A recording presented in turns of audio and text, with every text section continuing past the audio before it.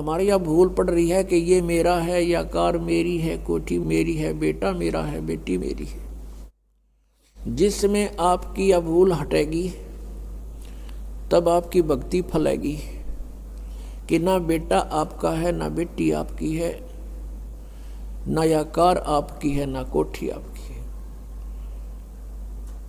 अब आपके बच्चे नहीं हैं, ये परमात्मा के बच्चे हैं। आप परमात्मा के नौकर हो और परमात्मा ने आपके पास ही अपने बच्चे भेज दिए, बेटा या बेटी। इनको आप अपना मान कर करते हो तो भूल भारी है आपके, लेकिन ये जीव के बस की भी नहीं। इस ज्ञान से धीरे धीरे और भक्ति से, इस एंटीबायोटिक औषधि खाने से, ये तत्व ज्ञान रूपी वचन सुनने से आपको बिल्कुल समझ में आ जाएगी कि सचमुच यहाँ अपना तो शरीर भी नहीं है। तो हमने इन बच्चों को जो आपको भगवान ने दिए हैं, इनके दास नौकर बनकर आपने इनकी परवरिश करनी है। भगवान से डर के इनकी सेवा करनी है, जैसे एक नौकरानी और एक नौकर मालिक के बच्चों की कितनी केयर टेक करता है।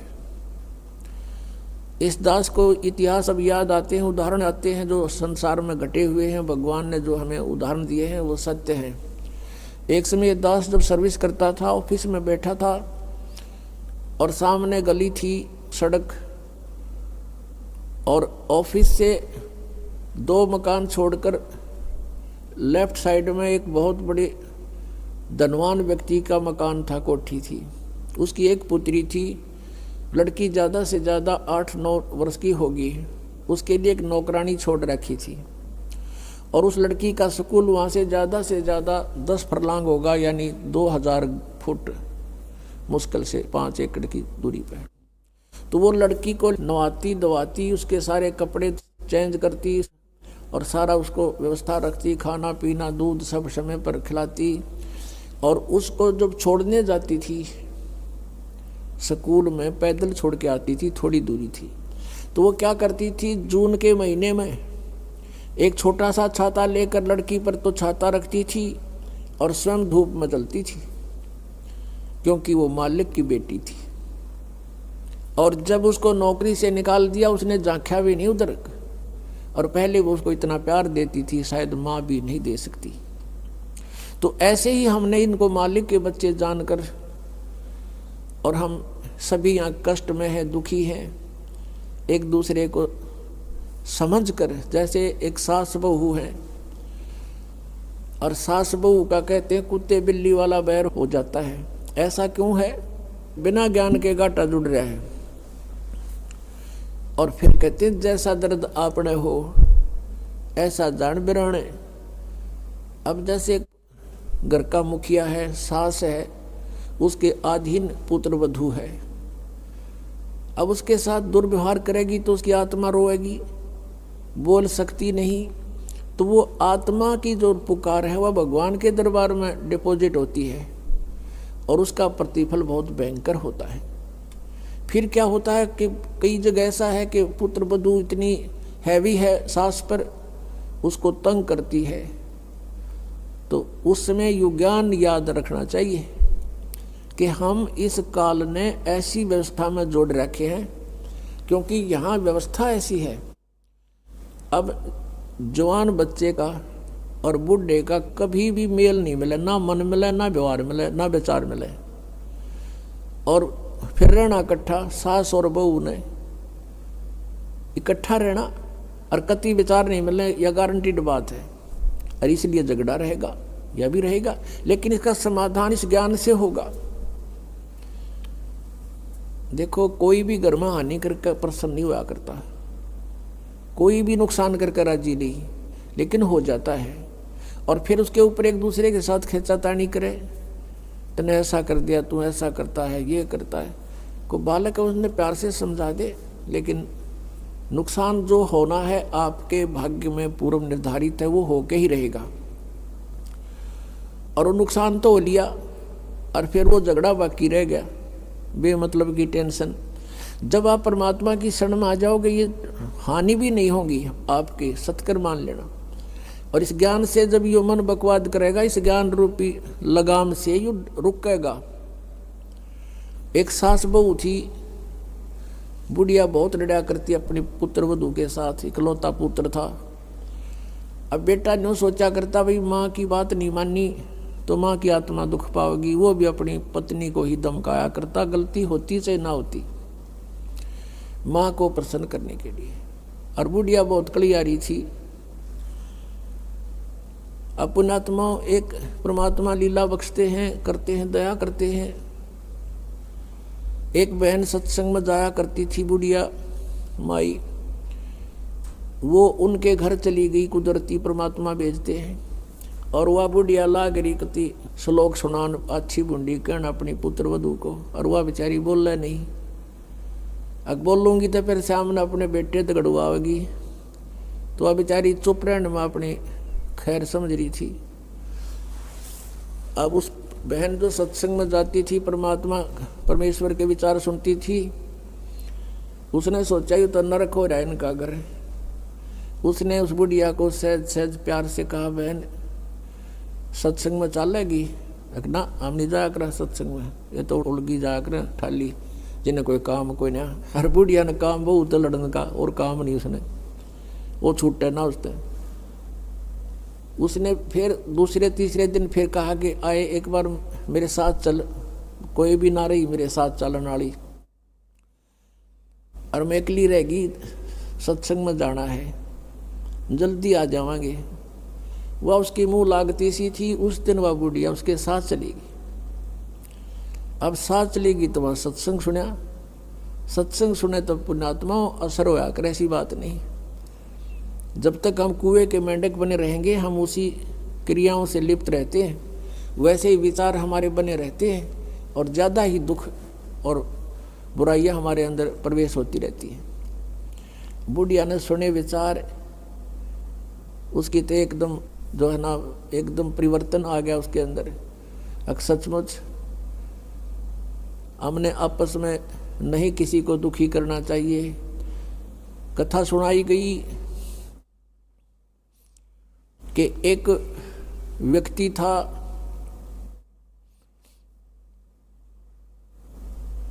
वो कहीं पर साधना कर रहा था, बैठा था, साधना कर रहा था, और एक गाय भागी जा रही थी, और वो गर्भवती थी, और उसको ये आभास हो गया था कि कोई कसाई उसके पीछे पड़ा हुआ है। वो आगे वन में ओझल होगी। शिकारी वहाँ आया, उस साधक से उसने पूछा, गाय देखी आपने? कहते मुंह से नहीं बोला, उसने हाथ कर दिया ऐसे, किधर गई? वो कसाई ने वह गाय ढूंढ ली, वो मार दी। उसका भी प्रतिफल उसको भोगना पड़ा। कहते हैं फिर उसकी बाजू कट गई।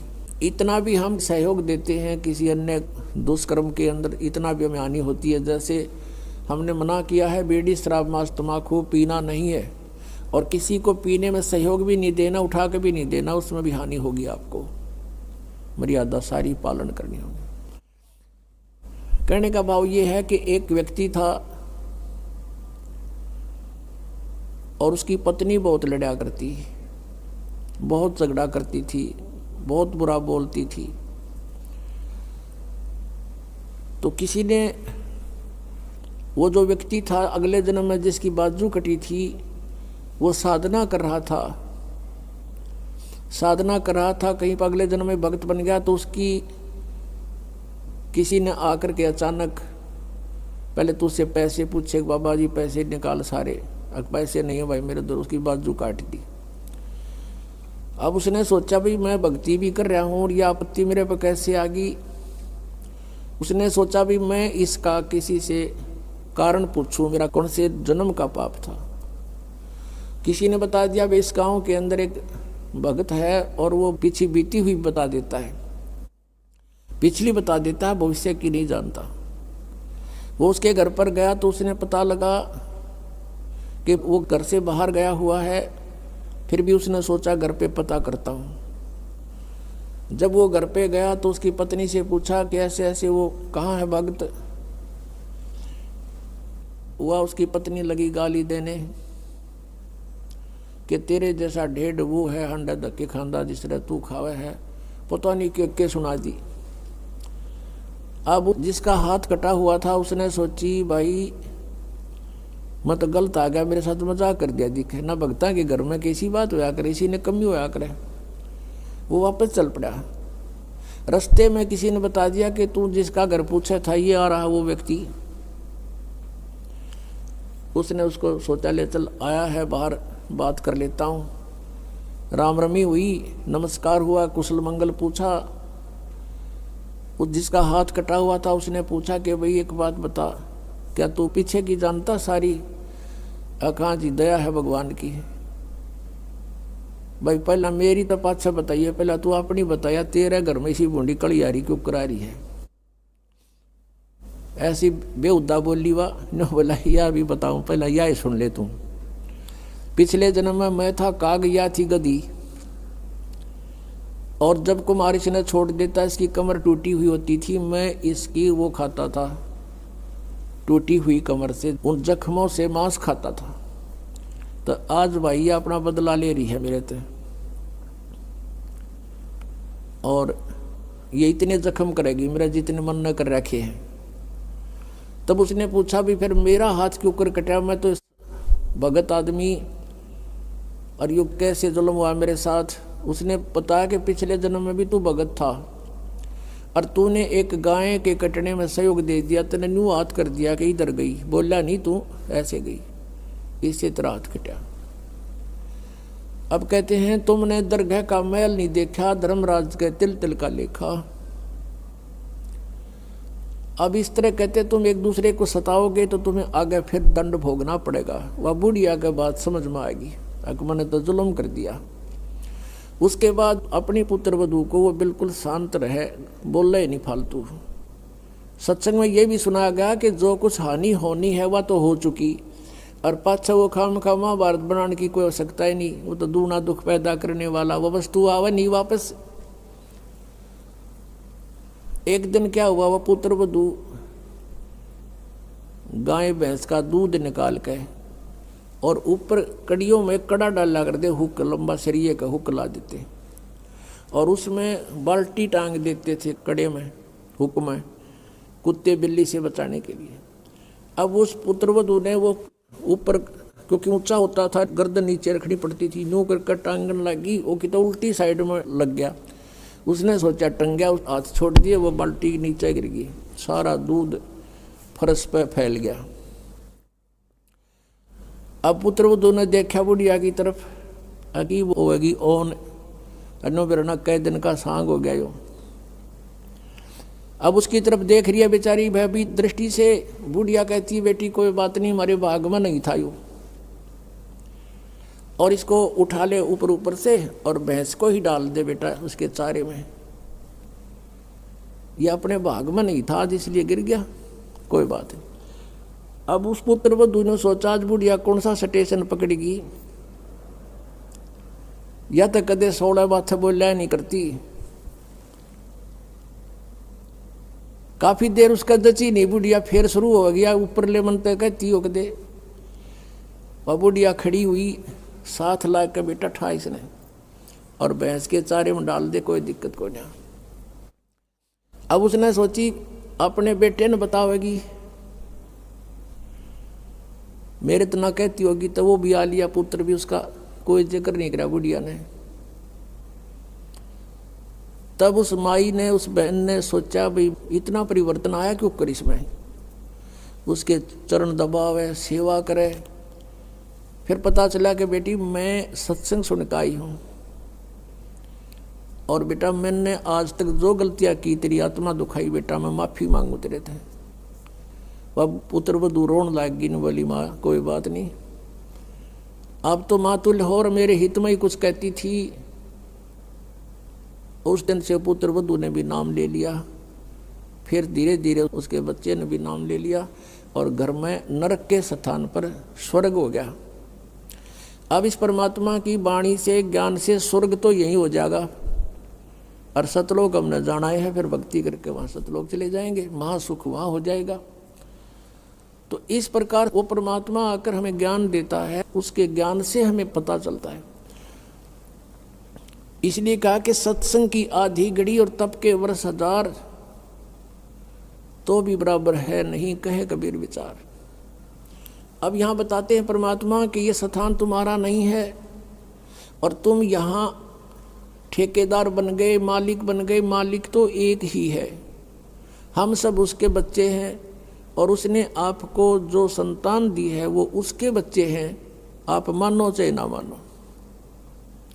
और आपने ये नहीं कि अपना कर्तव्य से दूर होना है, परमात्मा के बच्चे जान के उसके डर से उनकी सेवा करनी है। जिसका जितना भी जो आपका कर्तव्य कर्म है वो करना है, उनको पढ़ाना है तो पढ़ाना है, कपड़े वस्त्र की आवश्यकता वो भी व्यवस्था करनी है, विवाह शादी भी करनी है, तो परमात्मा के बच्चे जान के करनी है। और जब यहाँ से चलोगे, जैसे वो नौकरानी निकाल दी गई थी, उसके सपने में भी ना आया, वह मेरी बेटी थी। तो पुण्यात्माओं, ये स्थिति आपकी जब आवेगी ऐसी बात नहीं, क्योंकि ज्ञान से ही अज्ञान हटता है। हम अज्ञानवश आप एक कुर्ता पर आकर मन अपना मान लिया, किसी का बच्चा जा रहा हो है कहीं पर, और उसको तुम अपनी तरफ से कुर्ता पजामा पर आकर अपने घर बैठा लो, मेरा है ना जो मेरा है, या कोई बात हुई? तो हमने इस जीव को एक कुर्ता परा दिया, बेटा और बेटी का, और अपना मान लिया अगना मेरे हैं, या कोई समझदारी की हमने। तो इस प्रकार हमारा इस ज्ञान से मन हटेगा, सच्चाई की तरफ पहुंचेगा। अभी तक तो हम देखा ज्ञानवश ही अपना मान लेते थे, शरीर अपनाए नहीं है तो हम दूसरे को अपना कैसे मान बैठे। तो क्या बताते हैं परमात्मा, आगे गए ना बावड़े ये रहते भी सब जान, बिन साहेब की बंदगी कहीं ठोड़े ठिकाना ना। जो यहाँ से मृत्यु को प्राप्त होकर चले गए उन्हें ताक बताया नहीं, हम कहाँ गए, के बनी हमारे साथ। और जो शेष बचे हैं वो भी जाएंगे, बिन साहेब की बंदगी की तरह ठोर ठिकाना ना।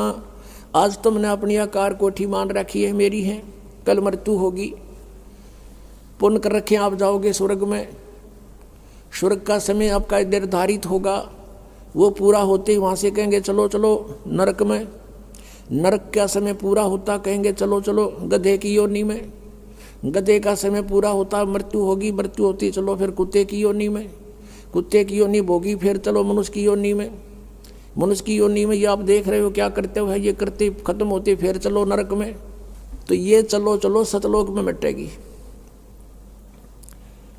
और उसके मिटाने का प्रोसीजर अब हमें पता लग गया, अब इस चलो चलो के नाश करने का, समाप्त करने का हमें पता लग गया, वह विधि का पता लग गया।